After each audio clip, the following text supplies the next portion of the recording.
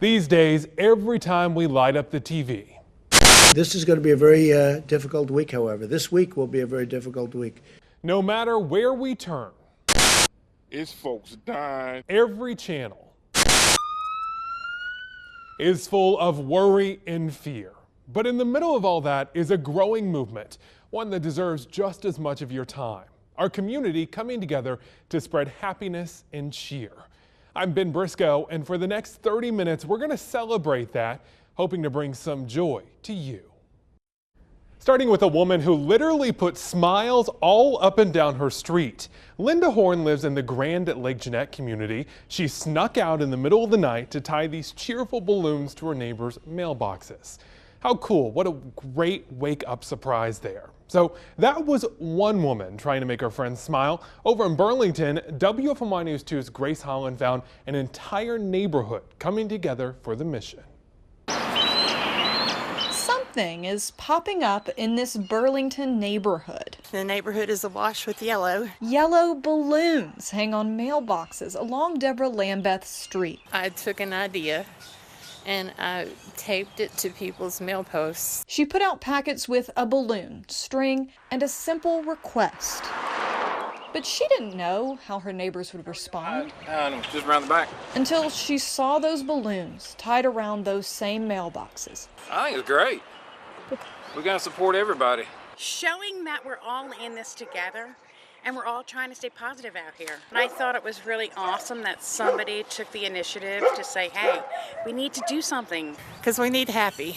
It's a sad and scary situation for a lot of people. Countering the sad with a smile to show that even apart, we're all here for each other, floating on the same breeze. In Burlington, Grace Holland, WFMY News 2.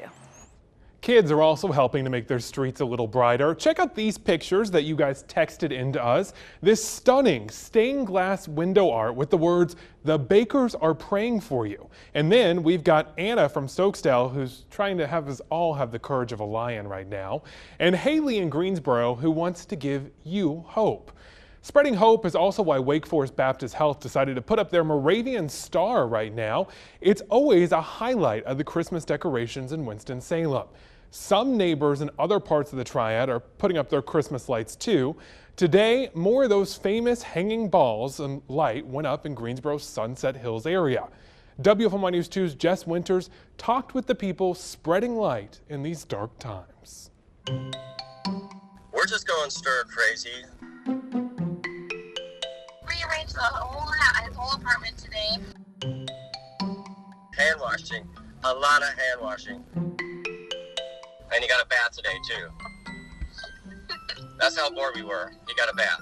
Across South Elam Street, but might as well be miles away. Hi from across the street. Hi. Good to see you. We're laughing, but the truth is, we've all gone a little mad. Kind of terrifying and sad and just full of worry and fret. An idea sprung in the first days of stay-at-home spring. Rob Bowman and Mary O'Neill are turning the mad to merry, the self-quarantine to Christmas. Hanging stockings, lights, anything that brings a spark back to their life. Seeing kids and families walk by and just pointing and saying hey, thanks. Look around and you'll see Christmas balls in Sunset Hills back on branches. Just anything that people can see and make someone smile. And your neighbors lighting the way through these dark days.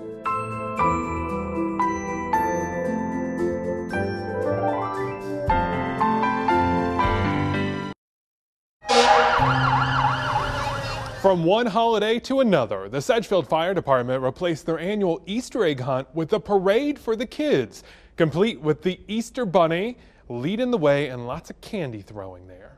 We care for everybody in our community. We love our community. We're here for them. It means everything. I mean, everything that's going around the world. You hear about all the bad stuff that's going on, but we really want to try to spread what's good in the community. And Greensboro Park and Recs Department has been posting virtual Easter egg hunts all week long on their Facebook page. The kids are loving it. Just watch this and try not to smile. Zoom in. Found it in a tree, 10. How cute is he? Now this just proves that kids love searching for things. So some neighbors in Starmont started putting teddies in their windows to help children bear being out of school and away from their friends right now. The idea is that families can walk around the neighborhood and go on a bear hunt. 6-year-old Tally has a new mission. Okay, it's because I like looking for stuff. Hunting for bears in windows and on porches. They have pretty powerful teeth and muscles. Neighbors started stuffing their yards with the toys to ease the pain we're all going through. It's great to know that people are thinking of fun and humor and a way to spark our spirit right now. Also bring kids in to spark their imagination that this is not such a impossible time.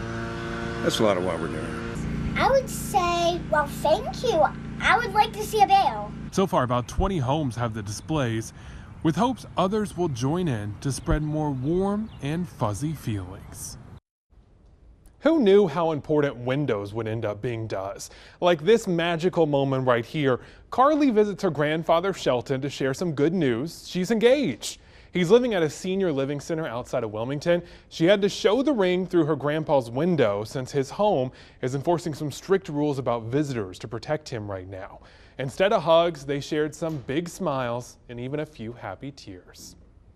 Weddings are some of the best proof right now that love will find a way no matter what's going on in the world. We've seen Triad couples alter their plans, getting married in their front yard while the guests drive by in their cars to celebrate, and other brides and grooms even wearing masks in their wedding photos.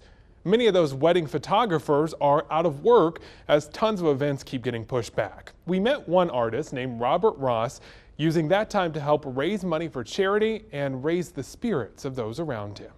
Come on, Christopher, one good smile, buddy. Somebody in the neighborhood was doing little projects for little kids.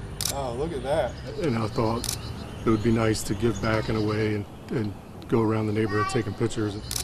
You know, we get outside every once in a while, but like I said, just to get dressed, and we've done a lot, but there have been a few days where I've shed some tears, but it makes you feel good to have updated pictures of your family and do something different other than crafts and watching movies inside. I'm just asking people to pay it forward and donate some charity of their choice or give blood or something.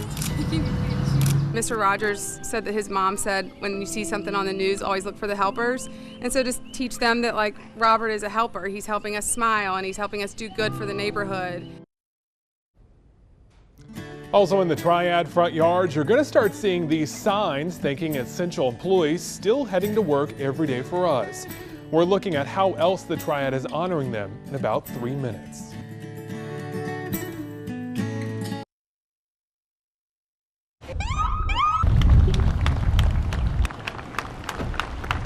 First responders saluting our first line of defense against coronavirus.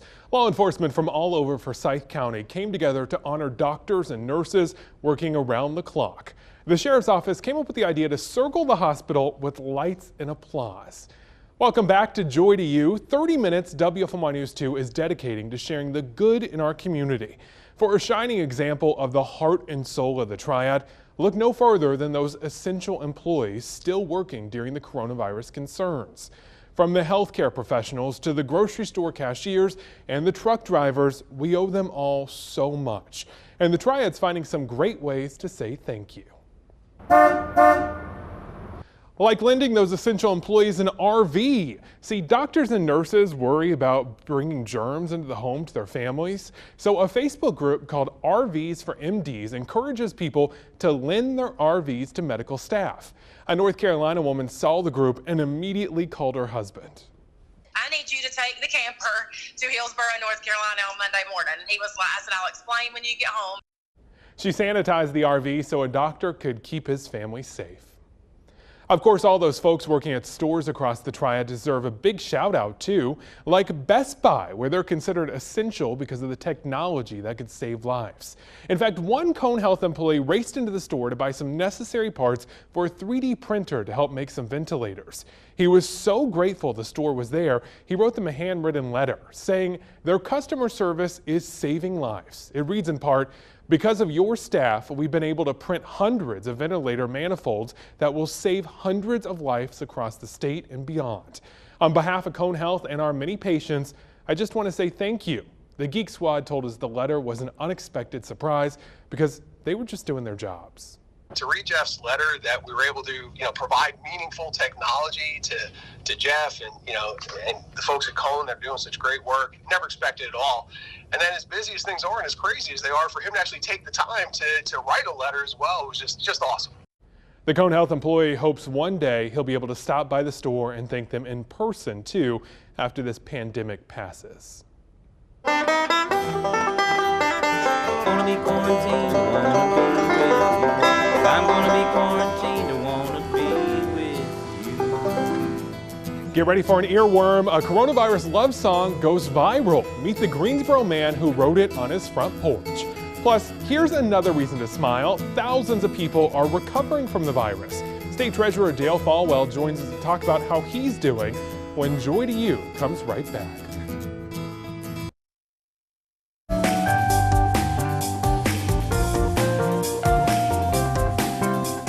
Here's some more good news. People are surviving coronavirus. According to Johns Hopkins University, worldwide, almost 370,000 people have recovered. One of those is a person who's a pretty familiar face around here on 2 Wants to Know. State Treasurer Dale Falwell was released from the hospital after being diagnosed with coronavirus. He's live on the phone with us right now. How you feeling, sir? Well, I'm very glad to be with you. I wish I was there personally, but been out of the hospital a week and very thankful. We are so glad you're doing better. What was this like for people who are wondering? It was very intense. As we had set up a protocol with my family physician, and he said if my oxygen level started going down to a certain amount, then you can get one of these finger oxygen sensors. That I need to go to the emergency room, and that happened on Sunday morning, where my wife dropped me off at Wake Forest Baptist, and then there's a complete COVID-19 protocol that they follow once you enter those doors. So are you in the all clear at this point? What are they telling you? Well, I am. They both the local health department as well as the my family care doctor thinks I'm all clear. And it's ironic, I didn't have the symptoms that you've heard about a lot. Never had a temperature, and any of some of the other issues that we've had. So I'm very grateful for the healthcare workers. As I've said previously, it was a moment on Tuesday morning at about 3 a.m. where I woke up from a very, very deep sleep, and the scene of the Shawshank Redemption came back in my mind, where it was time to get on with living or get on with dying, and I knew there was a battle going on in my chest, and with all the prayers and the good hospital attendance that I got, I was able to get off oxygen just about a day after that. Well, we are so glad you won that battle, sir, and we are glad you are home safe now. Thank you for joining us. Thank you for having me, and just let you know that the State Treasurer's Office is still in the check delivering business, and they're working hard remotely to make sure that North Carolina citizens are being served. People appreciate that. Take care, sir. Thank you. You know, helping people get better, it takes equipment that's in short supply. So a Greensboro woman has created a new method to make some face shields at home. And Paige Cox is getting others involved. She's giving Facebook lessons on how to create face shields on her Facebook page, The People's Brigade, PPE for personal protective equipment for healthcare workers. They're nervous and they're scared, and I think just having a little something and knowing the community is out there for them has just been a great blessing. She's also distributing kits that can make 5 masks each by leaving them on her fence. And WFMY News 2's Adore Achumba found there's a whole team of people helping out. Own a sewing machine, know how to cut, or just have extra fabric lying around the house. There are face mask sewing groups in the Triad that could use your help. Since I was like 7, my mom taught me. Her mom taught her. It's a lost art. But as many have found, it's a craft that's come in handy during a crisis. With coronavirus spreading, everyone now needs face masks. People that are going back to work, delivery people, gas station people, they don't have anything. They don't have access to anything because they're not medical care. So they don't have masks, and they're interacting with lots and lots of people. Mesger started the Facebook group Masks for Greensboro to help get masks to those who need them. Been really successful so far. We've made 150 masks. I know that's a small amount, but we're just using fabric that we have in our homes. We haven't bought anything. The masks come with pockets for filters, so frontline workers and health professionals can stretch their limited supply of N95 masks. Right now, we're fighting a shortage in elastic, so we've been using like ribbons and fabric ties. And different community groups here in the Triad have teamed up to make more masks available to the public, and many of them are accepting donations of materials. Now, if you would like to help any of those groups, I've got contact links in this story on our website, WFMYnews2.com. You know, one of the things I've gotten a kick out during all of this is how our weather guys are transitioning to working at home. Take a look at Christian Morgan's forecast from this weekend. Instead of being out here in the weather garden, he built a weather garden right at his house, complete with those purple lights in the background to match ours. And yes, that is a tractor too. It really just goes to show how professional these guys are and how lucky we are to have them. And we're really going to need them too this weekend because Chief Meteorologist Tim Buckley says he is tracking some storms on the way to us. Yeah, Ben, getting pretty busy the next couple of days. I'm sad I don't have a tractor, though. That certainly Christian has a leg up on me there. I do want to tell you about the weather the next couple of days. A couple of interesting things. Right now, of course, the wind is still blowing so strongly across the area. That is going to go away, at least temporarily, as we go into tonight. But the thing of it is, when the wind goes away, we're going to get really cold. Waking up to mid-30s tomorrow morning. Some patchy frost does look pretty likely. We have a freeze warning in effect across much of the Triad. And then for the weekend, here's the problem. We have all sun on Saturday, but then by Sunday, this big surge of warmth and moisture pushes right back. And at the same time, there's a strong storm system attached to it. And that is a recipe that almost always produces severe weather across the southeast. So it looks likely that damaging winds will be moving across our area and potentially maybe even some tornado concerns as well. Too early to know that for sure, but what we are watching is narrowing down the time frame from 8 p.m. Sunday night through 8 a.m. on Monday morning. We will refine that. It won't last that long. That's just a broad brush right now. We'll get more specifics over the next few days, quieting down once we get to Monday afternoon. While you're safe here at home, let's be honest, it can be a little boring spending time on the couch. But thankfully, with your phone these days and a few clicks, you can go pretty much anywhere with virtual versions of experiences we all miss. How about a trip to Rome, something a lot of us could not afford before? You can also explore caves deep down into the earth, even take a swim with the dangerous jellyfish. Welcome to another episode of Virtual Vines. Or maybe a wine tasting is more your speed. Local wine sellers like the Loaded Grape have moved their tours online. They discuss different wines and then give customers the chance to buy them at the end of the episodes. She's a good girl, loves her mama. Love that song. You can also check out online concerts from local musicians like Shane Key.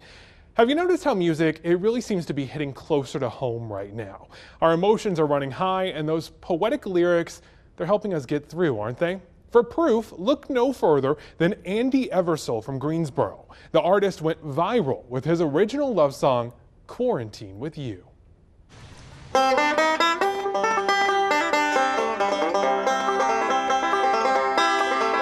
What's kind of ironic to go viral on a video in the middle of a virus pandemic, you know?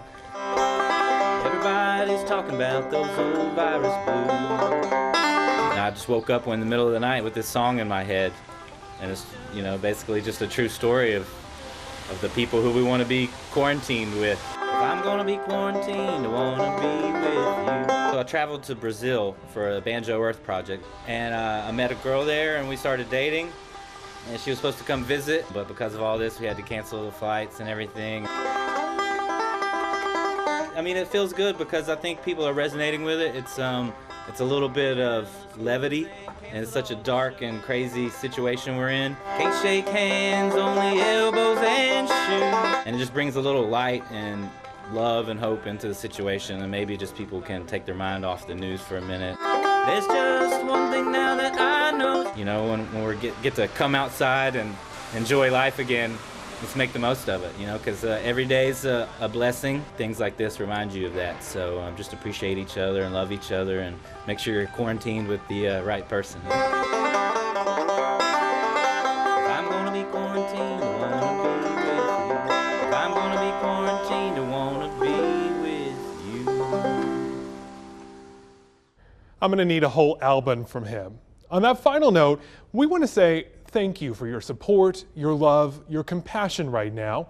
The Triad is always an amazing place to live, but boy, we sure are lucky to be together during all this. Brighter days are on the horizon. Until then, we'll keep sending joy to you. WFMY News 2 at 6 starts after the break.